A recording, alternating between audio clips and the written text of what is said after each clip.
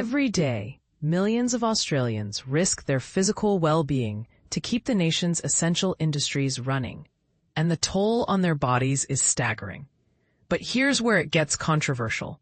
While their efforts are indispensable, the rise in workplace injuries is sparking a debate about how technology can or should step in to protect them. According to a recent Safe Work Australia report, joint, ligament, and muscle injuries dominate serious workers' compensation claims, with numbers climbing steadily. In 2022-23 alone, such claims surged to 53,000, up from 49,300 the previous year. Musculoskeletal injuries, in particular, are on the rise, raising urgent questions about workplace safety. Enter the world of exoskeletons, cutting-edge devices like the Iron Hand, a high-tech glove tethered to a powered backpack. In Australia's meat processing plants, ergonomist Chris Fitzgerald is testing how this technology could revolutionize worker safety.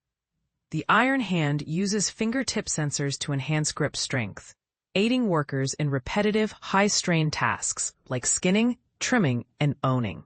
It's truly a revolutionary device, Fitzgerald notes. For instance, in sheep processing, workers handle one animal every 6 seconds, a relentless pace with little reprieve. Beef processing, while slower, still demands precision and endurance. Fitzgerald's trials, part of an Australian Meat Processor Corporation (AMPC) project, have narrowed down 20 exoskeleton models to 6, with workers reporting promising results. One participant with lacerated tendons shared, "My hand feels normal after wearing it."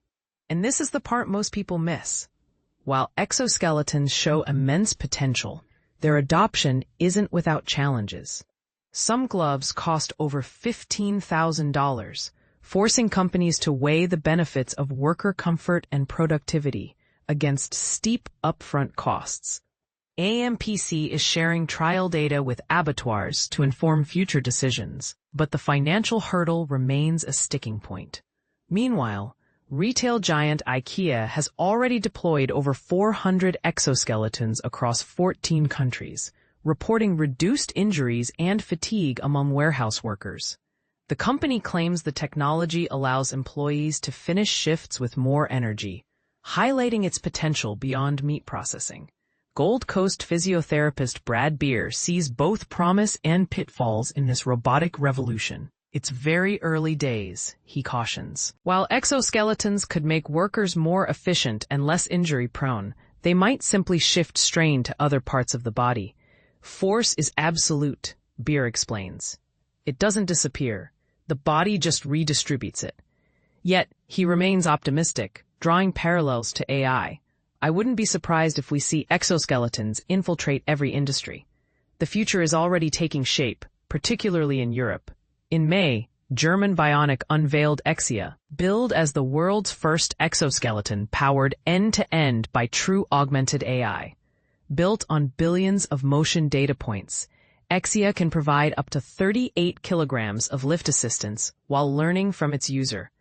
Exia doesn't merely respond or think, it learns, says CEO Armin G. Schmidt. Back in Australia, Beer reassures skeptics that exoskeletons won't replace workers, but will augment their abilities. There's a fair degree of fear that these devices will take over, he says. They won't take jobs, they'll enhance them. Having witnessed the toll of manual labor firsthand, his father spent his career in the meat industry. Beer sees exoskeletons as a game changer for demanding professions. Long hours, repetitive movements, heavy lifting.